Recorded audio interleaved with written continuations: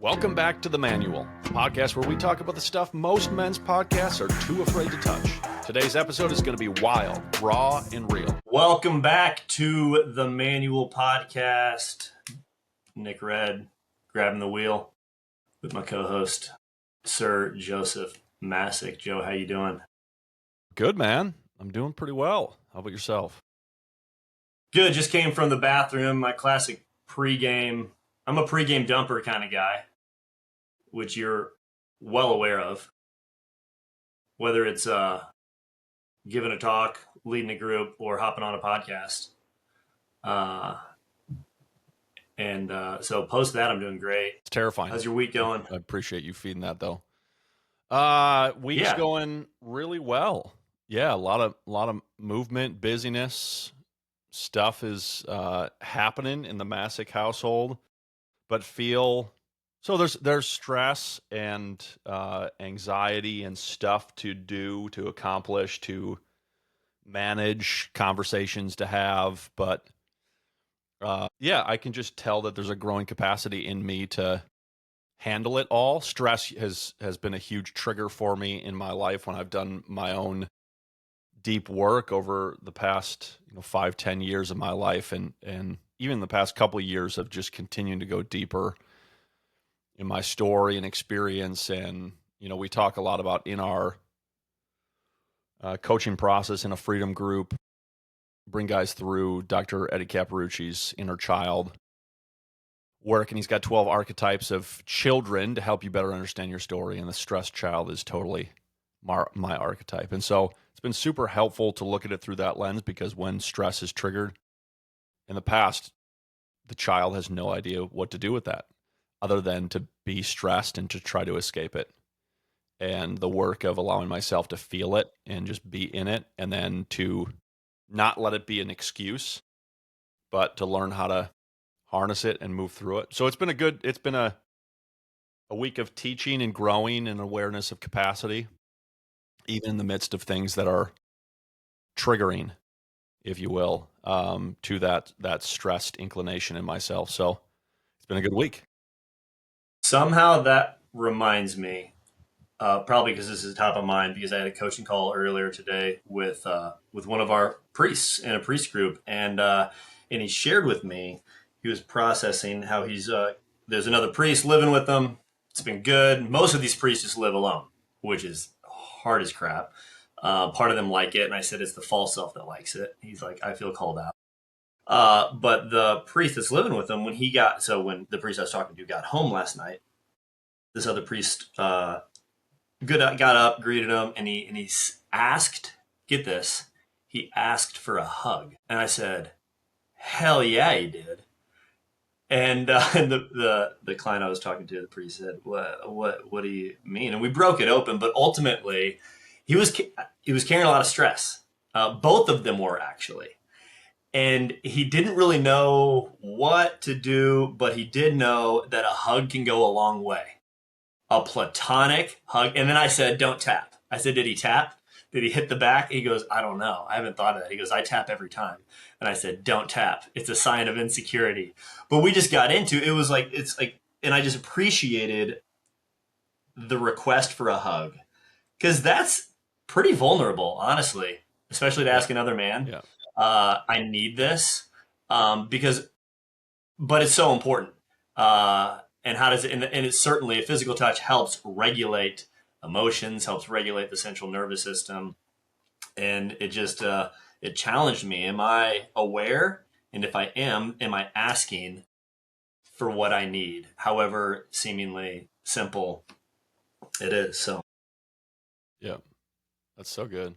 Well, this week's topic of conversation, we're kind of building off last week, talking about Charlie Kirk, and it's been, I don't know if you've been still having conversations. I still have. I'm still fired up. I've been talking to people, and just people ask how I'm doing. And I continue to say, I've basically never been more fired up by the death of one man than I have been over the last few weeks. And you never know what the other person's going to say. And some people struggle, and some people are like,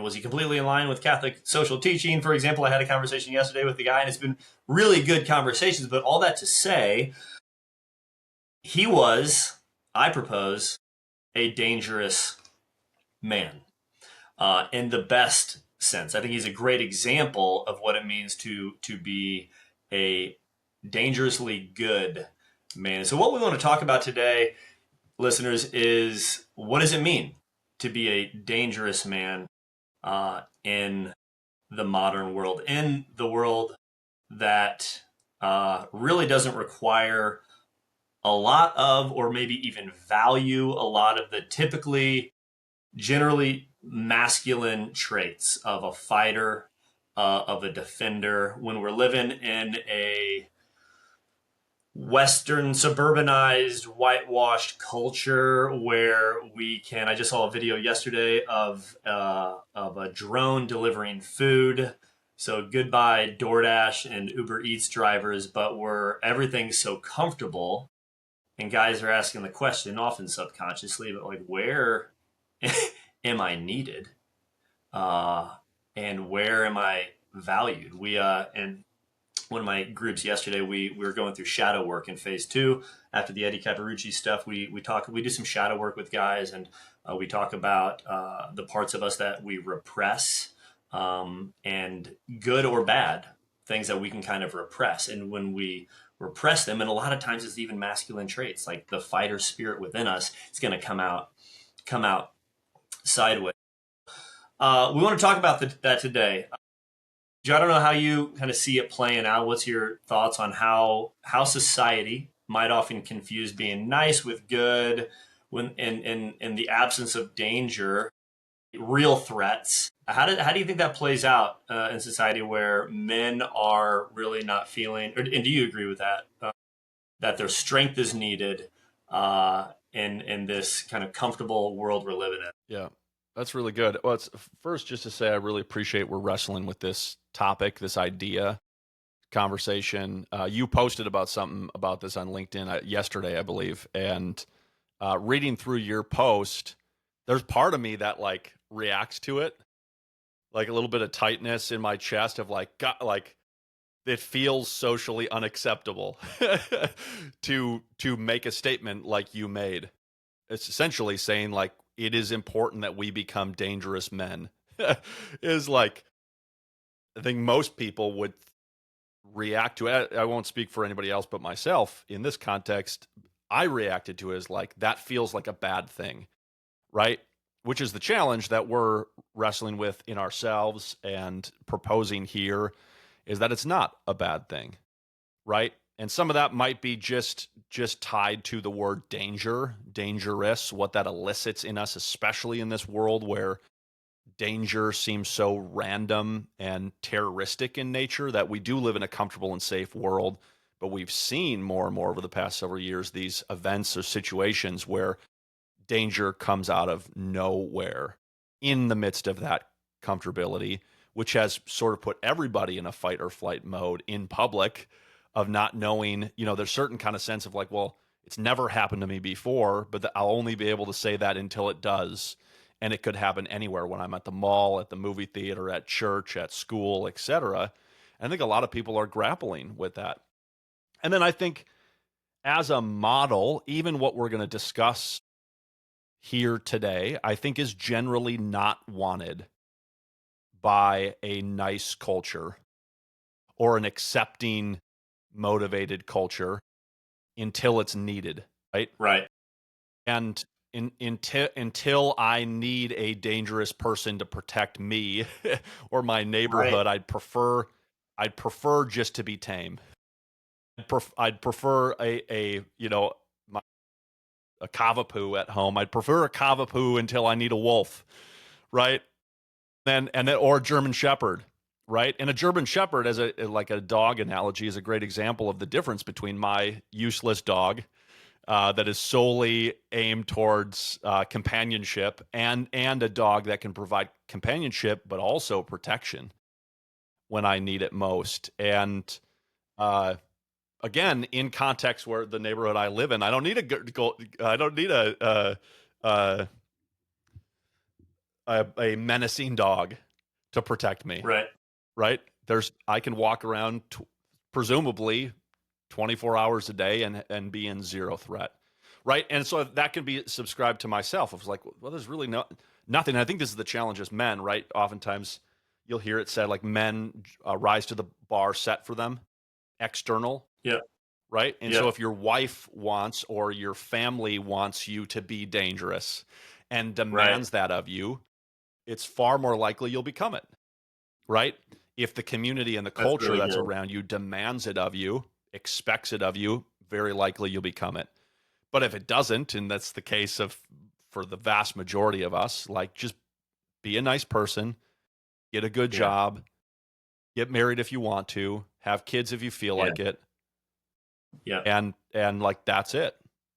And as long as you like, I mean, I think it's fair to say for men today, having a good salary that doesn't require you to be dependent on other people, particularly your family, is the barometer for success. That's it. That's the bar. And that's what's set Yeah. for us. And I think that's why so many men in their 20s and 30s find themselves in jobs that do just that, that provide the salary so that they don't have to rely on anyone else and they're freaking miserable. And so I Yeah. think that's where we start. And that might hit you, listener, that you're listening to this, the hit something in you that you haven't allowed yourself to access in a long time, or maybe it's been your reality for years. And we want to dig into is okay, if that's not the goal, if that's not the entirety of the invitation of the bar that you get to now choose to rise to, then what is it? And then who do you need in your corner to expect that of you so that you can become it? Because today Yeah. we're diving into a topic that hits hard, I think, for all of us, starting with you and I, right? What it means to Yeah. be a dangerous man. Yeah. And again, not in Yeah. this sense of reckless harm, but dangerous in the sense of strength under control. Jordan Peterson has this great quote where he says, a harmless man is not a good man. A good man is a very, very dangerous man who has that under voluntary control. A harmless man is not a good man. A good man is a very, So very good. dangerous man who has that under voluntary control. So, Nick, Yeah. I'd I love if you put a little bit more meat onto the problem that we find ourselves in today. I appreciate your talk about expectations. Just culturally how we've set things up, and then the bar for success. What does it mean to be a man? When do you become initiated into manhood? In a society that doesn't really, there's not much of a process for initiation into becoming a man, to becoming a king, and we want to hit the bar of whatever the expectation is, and so often we, C.S. Lewis says we castrate the gelding and we bid him be fruitful. There's still like these underlying expectations, like because I believe is natural law that God has put in us for like what men should do. Men should like my man should, as say a wife would hope that her husband would sacrifice, would lay down his life, would provide, would protect. Like there are these expectations, I think, kind of under the surface, but explicitly we don't really have those sorts of expectations. So we, as C.S. Lewis says, we castrate the gelding, the horse, and so it's so how do we Interesting. become dangerous? I want to clarify that, Nick, because I think you're saying the in some ways the opposite of what I just said there.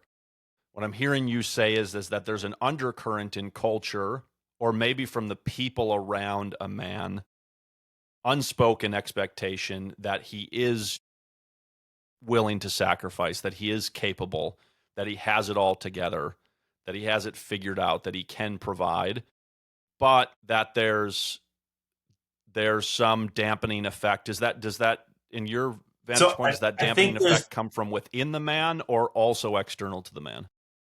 I think there is a dichotomy. I think there's these covert expectations that like that a man should be these things. He should be the one, like when stuff hits the fan, let's say. He should be the one shielding himself between the bullets coming and everyone else in the room. But how everything is practically set up, that's rarely the case. the expectations aren't really there. I remember when I was on, I have been on a dating app one time, and back in the day, and I remember reading these. It was Catholic Match, and I remember reading the descriptions of what these women wanted in a husband, and without fail, I just thought all of these women want a domesticated man. They want a Mm. safe, domesticated, uh, man that is not going to rock the boat. All of these kind of accolades that the world says, just hit this, get the salary, get your 9 to 5, settle down, let's raise a family, and just get the white picket fence, get the suburban home. And underneath it Where, all, what where I'm do you think saying that? is, I Where believe, do you think that? Where do you think that comes from? That their expectation. Do you think it's because of the condition of men around the woman that feels the opposite of the things? Like there's no good mates in their current existence, so they're hoping to find one in a virtual context who is that. Like that the men say that around again. them can't hold a stable job, can't have, they really can't see them being safe enough with to have a family to give themselves to sexually. They're not interested or motivated to do that to the men around with the men around them. They don't think the man could ever provide a safe, comfortable home, right? Because I mean, Yeah, I guess my it's pushback against it, interesting. I don't think any of that is Right, necessarily bad right, right, or right. is the feminine's problem towards the masculine. It to some degree it could be it's the both sided issue of low expectations for men and they're so defeated to meet them or so purposeless that they haven't hit any bar to where the woman feels invited into a No, mission that that's would also provide her safety along the way, if that makes sense. it. Yeah, Because I think, no, I that's mean, fair. listening to you share that, it's like, yeah, it sounds like she wants us like safety, A man to shelter. provide. Yeah, right, Yeah, like some right. a a shielding place to be able to raise young children up in. Like my immediate is like those aren't necessarily bad things.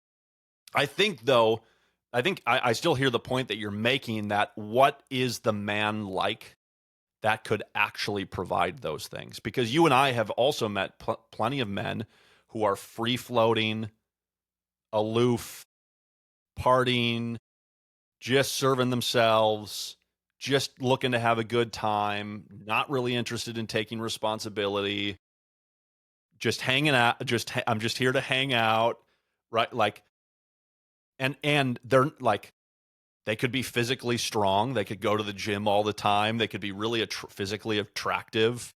They could be but there's something of the essence of the masculine that I think you touched on earlier when you said willingness to sacrifice, willingness to accept responsibility, willingness To to set a suffer. bar for himself, or that he's Right. in a community of other men who sets the bar for themselves that he consistently meets. And I think those are the things that seems to be absent, That's good. as I imagine, because I've also known many women in my personal life, not just on dating apps, that say there's no good guys out there, right?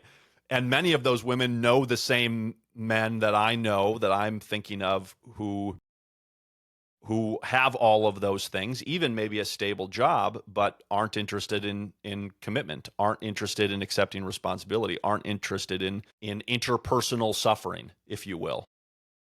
Right. Right. Yeah, I think that's really good, Joe. I think we have, yeah, I think a lot about authentic masculinity. Like, what does it mean to be masculine? And I think certainly our culture has lost what it means to be masculine in the modern world. But that's like a hard conversation to even have, even with people that share the similar worldview. It's like, okay, well, what does it mean to be an authentic man, an authentic godly man? Like, what is that? What does that mean? And I think it's often this both and. It's what was it that the harmless man is not a good man. So okay, what is Peterson saying? He's saying like you actually need to be capable and aware that you are capable of terrifying danger, of inflicting actually dangerous consequences on other people and the world. Like, you are capable of destruction. I think that's important for men to come face to face with and to be raised up in that, like, masculinity gone wild, unhinged, the toxic side of it, right? Because only then can you meek it, to use that word. Like, you meek a horse, you meek a wild bucking bronco who's out of control, and then okay, you meek it, or you meek a wild raging river through various means to channel it, direct it. And I love, I mean, to use Peterson again, he says his kind of transliteration of "blessed are the meek." He says, "Blessed are those who know how to use their sword and choose to sheathe it." So, capable of confrontation, danger, destruction, but and only in that, only once you really experience that and tap into that boldness that is capable of destruction, only then can you really build, and only then can you really protect. And I just, as I reflect on my own life, like I'm not there. There's a lot of unfathered, uninitiated, unfinished places in my own heart that I think because I mentioned that word initiation earlier. Um, I'm I wasn't really, I was shielded from a lot of discomfort. I was shielded from a lot of pain. I was shielded from. I mean, even we didn't really do a lot of camping growing up. Even uh, like I just I think a lot of it gets to this, like, I like being comfortable, and I think there that can lead to a fear of embracing discomfort. Is this making sense? Am I? No, it's so good because I hear you talking about kind of two sides, and as I'm imagining this really like, what does it look like to father a son? Well, Mm-hmm. what does it look like to raise a man up from the boy, right? Because I think that's a lot of what we're talking about. There's something that hasn't happened in most of us from boyhood to manhood.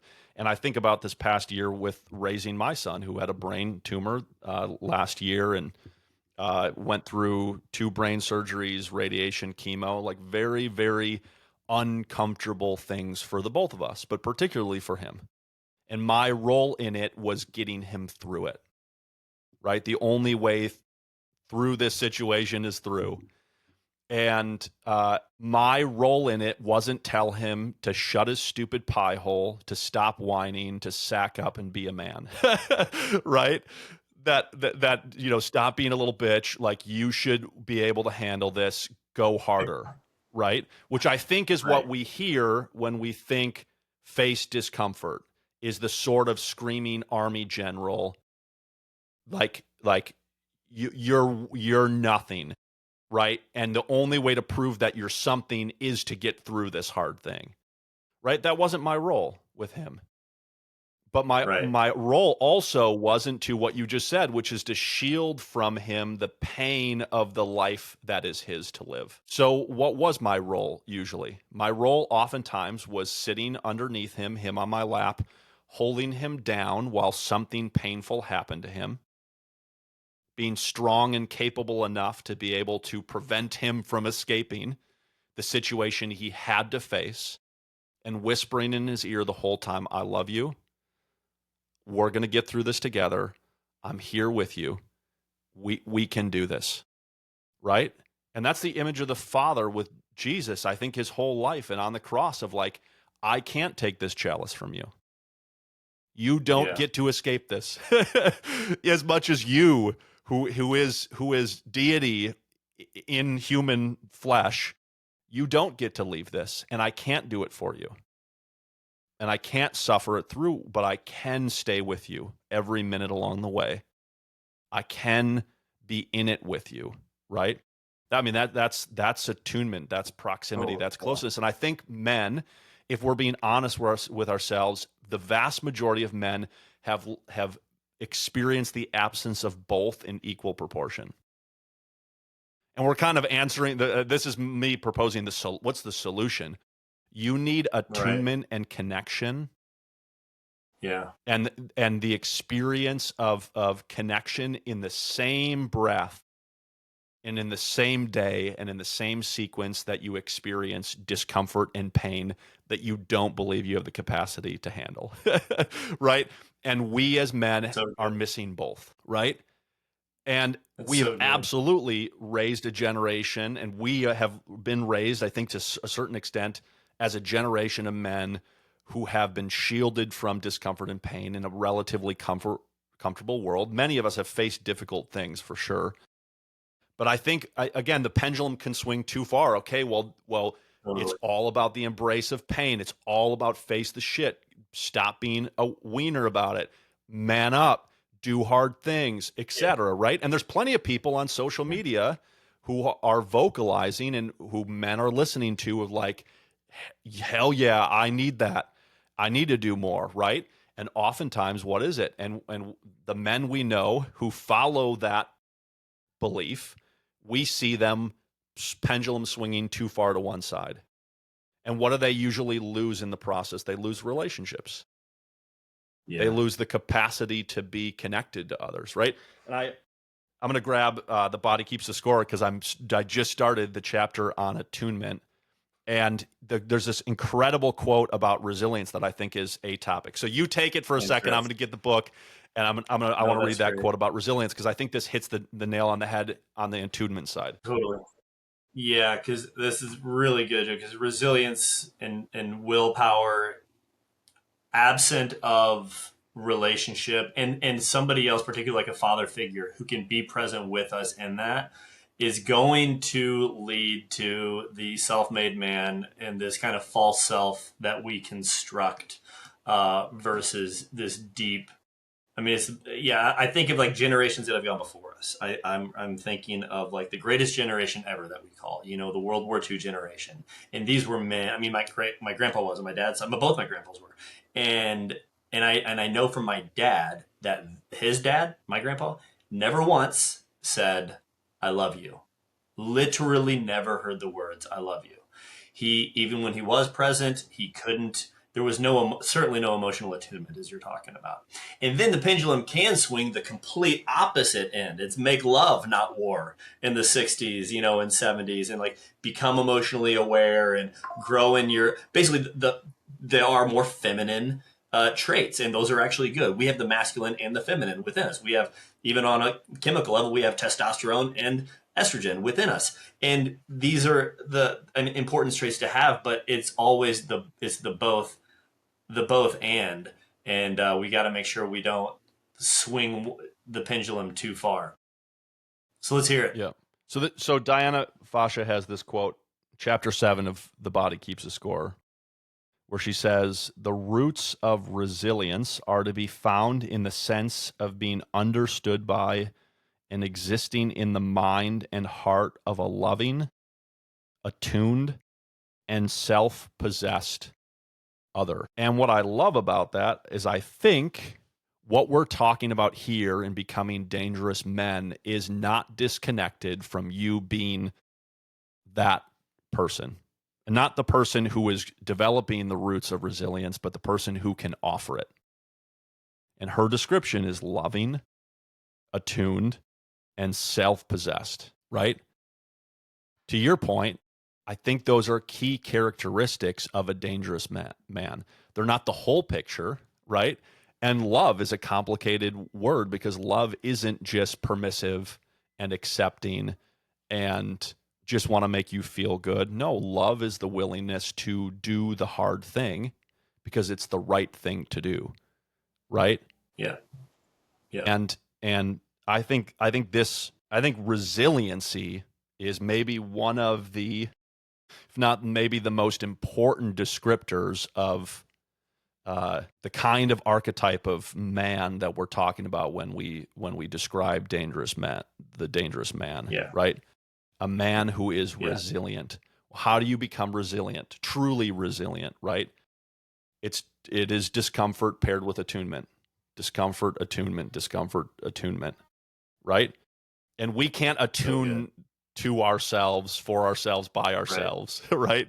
Well, you can't Yeah. self-make yourself into an attuned person, which is the reason why I think men who find themselves purposeless in the condition in their 20s and 30s, who run to these figures who appear dangerous. They're tatted up, they're buff out of their, well, they might not have testicles because they take TRT, but they're super buff Hey. and uh, they're going hard and they're screaming at you through the camera. And why do you lose relationship? Well, it's because I have never learned how to attune to another. And I chose this path, the path of pain and discomfort, as the road to walk. Yeah. And I lost the absence and development of attunement in the process. The invitation. So good. And I mean, that's not to say, I mean, I think there are three paths. There's the path of the sort of the weak, flaccid man that's all about attunement, and attunement without discomfort is something geared towards that, like 60s and 70s era. Let's get a guitar out, sing Kumbaya, hug each other, right? Which I love the image you painted of the priest, a hard, rugged, painful path in life. That's the road of a priest, right? He chooses pain and discomfort as the path to life. He chooses to pick up and carry his cross in the way that most in the world are not willing to carry. But it can't just be pain and discomfort. It has to be Right. coupled with attunement if he wants to be truly dangerous. And the same goes for you and I. So good, Joe. Yeah, I just to highlight, you cannot do this without the presence of another. We can't just emotionally attune ourselves. We need somebody else present with us. Which I mean, even just the image of meeking a horse, for example. I can't, in a way, simply just meek myself. Like we need that invitation, that inviting in, and that challenge, and that constant both and dynamic of somebody else with us. Somebody, ideally a father figure, a dangerous man that has trod the path before us. Otherwise, and if not, that's where we leads to this isolated, self-made man, which leads to uh, a different type of danger, which is what we're not looking to be the harmless man. We're looking to be a good man, and a good man is strong. He's disciplined. He's capable. He's capable of violence, certainly, but he chooses to channel it for good. And so, maybe to kind of transition, we can talk about so words are important. Defining your terms are important. There's three types of dangerous men we want to present to you guys, and how they can play out, and which one we want to be, because the only thing that can stop a bad dangerous man is a better dangerous man with maybe stronger, more powerful gun. Okay, I went there. So the villain, or the nefarious man, is the first type of dangerous man that we don't want to be. It's a man who, and he's certainly capable. He's probably highly intelligent. He's capable of terrifying things. But he intentionally uses his strength, his cunning, or his influence to harm others. He's dangerous because he chooses evil. He often chooses himself. He inflicts pain. He exploits. He manipulates. He wants power for selfish gain, not for the sake of others. And he leaves a trail of tears and destruction behind him. Classic example that comes to mind for me in the incredible movie The Dark Knight Rises is the Joker. I mean, it's like one of the best examples in, I think, film that is just a purely evil man, and he like lives to bring danger in a negative way everywhere he goes. Or we have the Darth Vader, or Commodus from the incredible movie Gladiator. So that's the dangerous man that we don't want to be, the villain. The next is the wimp, the weak man. That is also dangerous. This is where Peterson's talking about the what does he say, the not the helpless man, or the weak man. The weak man is not safe. So the wimp, or the weak man, is in those parts of that man that are in me, is a man who's dangerous not because of his strength or his ability to show up, but because of his cowardice, because of his weakness, his lack of discipline. This is the post that I threw up on LinkedIn yesterday, talking about the nice guy, this nice guy syndrome, that he ultimately avoids responsibility. When he's triggered, when the pressure hits, when he's in the pressure cooker, he'll betray others when he's pressured.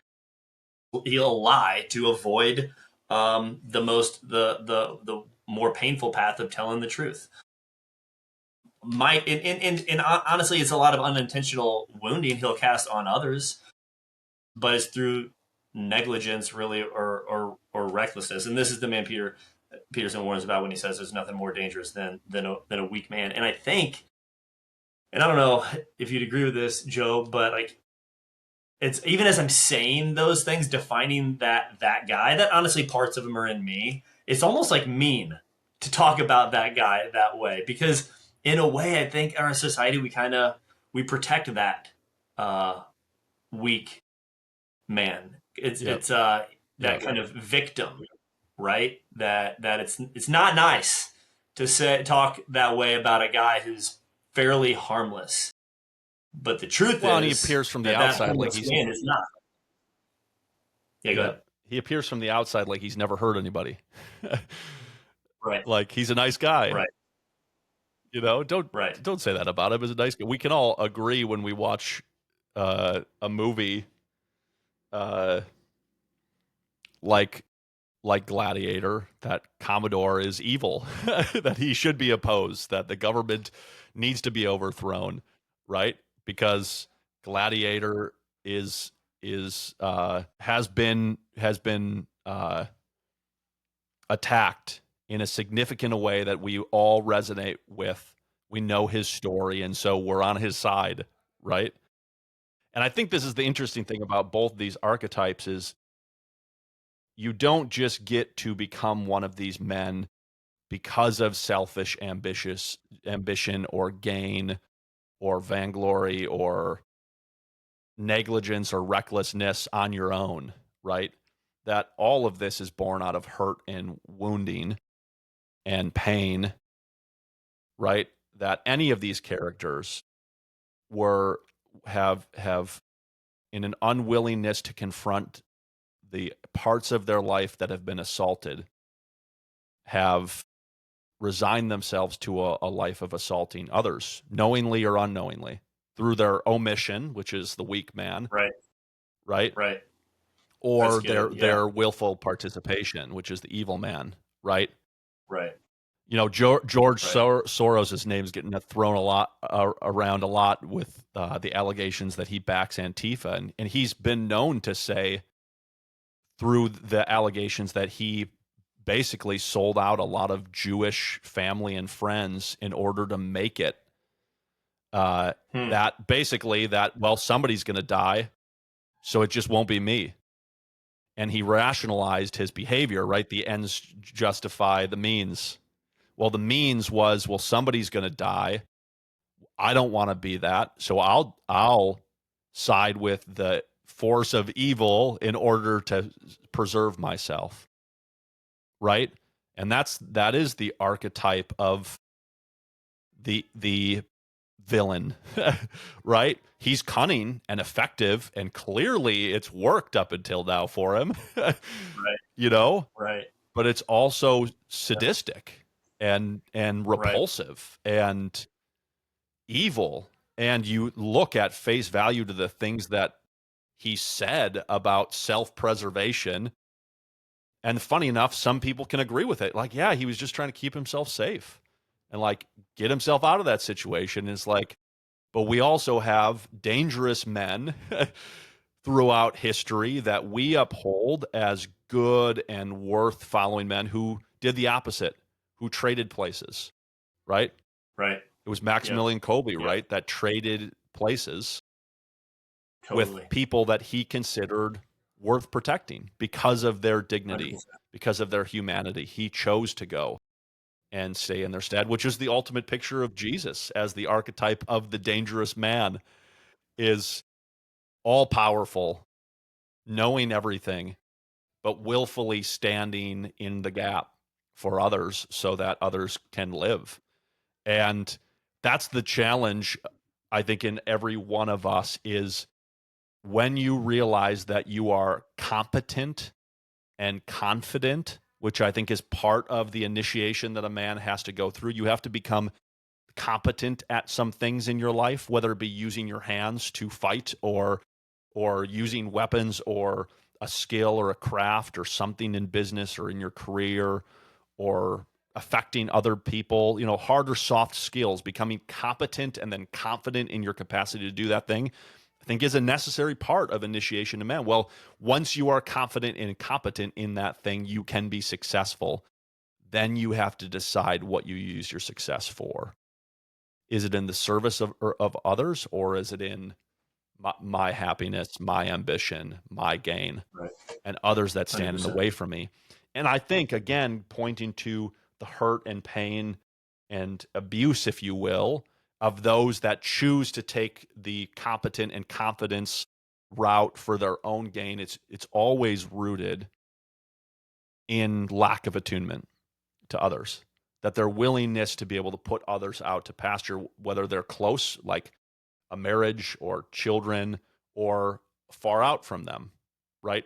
Political enemies, others out there, not in my sphere of influence, my willingness to be able to sacrifice them for my own gain is born out of a place of deep hurt, right? And I think a lot of people are surprised when they realize, because I think many people don't actually know a true narcissist.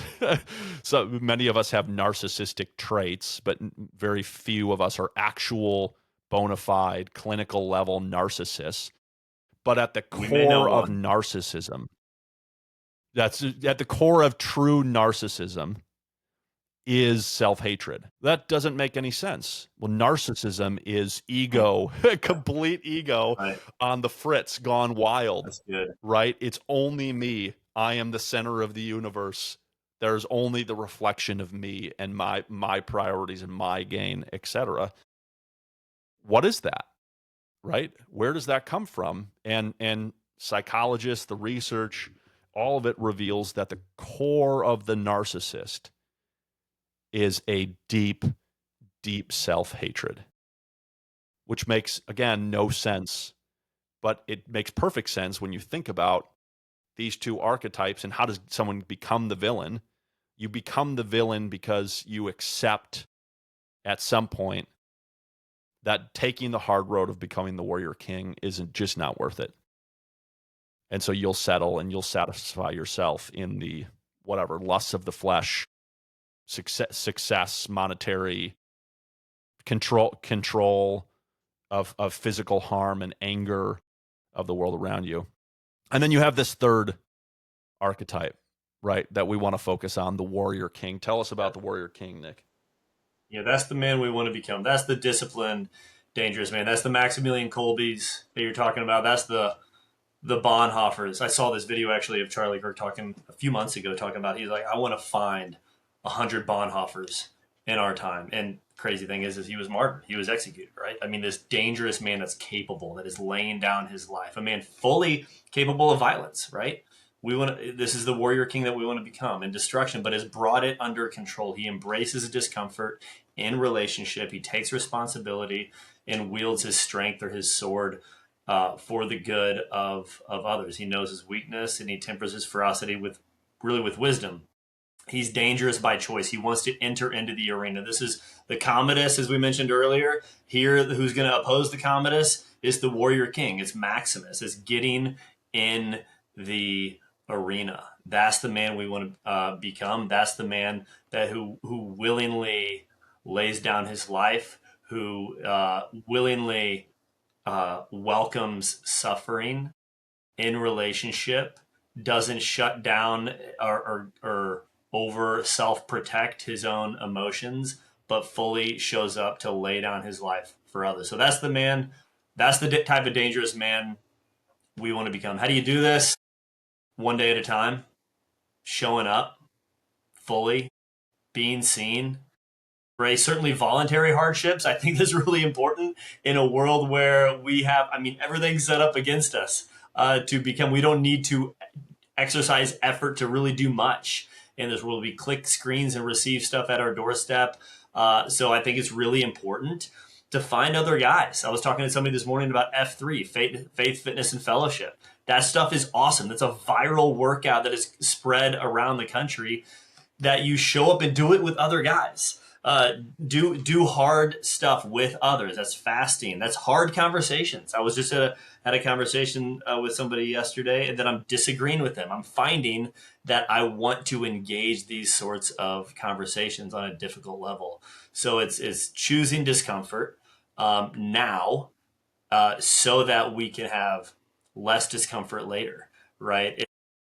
It's if I see that there is going to be discord later or a lack of peace, okay, am I going to be the type of guy that injects and inserts myself now that might be uncomfortable right now? So it's befriending that warrior within you, that part of you that is dangerous, that maybe hasn't allowed light to come to the light. And that's how we get braver and tougher, is by really doing hard things with others in relationship. To recap, the good man is not harmless. A good man is dangerous, but with control. So we just want to invite you guys to examine your own life. Which type of dangerous man are you right now? My guess is you're probably not the villain if you're listening to this, but maybe there's some of the nice guy, the wimp within you. And I'm sure there's also parts of you that are the warrior king, the parts of you that do fight, that do get in the arena. And we're in a process. We're in a process of becoming that warrior king. And it's one step at a time. So we got groups. We got one launching early October. We got another one launching end of October. And this is so much of the stuff that we talk about with guys. In our one-on-ones, in our coaching, we talk about certainly porn, but deeper than that, we talk about purpose. Where do you find purpose in your life? Where do you find meaning? And we find meaning ultimately in laying down our life in self-sacrificial offering for others. And the more we kind of gain territory back and get some freedom back, the more we become the king that we know we are called to be. It's that we're in a process of becoming, and we want to work with guys who are hungry for more of that. So if something's stirring in your heart right now, if you're like, man, I want to be the type of guy that gets in the arena, we got two options. We got Kingmakers Community, where we work with you to help you build out a vision for your life, a life plan, and bring other men along with you to help you live that out. And we help you build an operating system for your life that helps you actually move the needle forward in your life so you can build the kingdom for the sake of others, that you can lay down your life so that others might live. And we have freedom groups. So go ahead and reach out to us, thefreedomgroup.co. You can find us there. Thanks for being with us. We'll see you guys next week.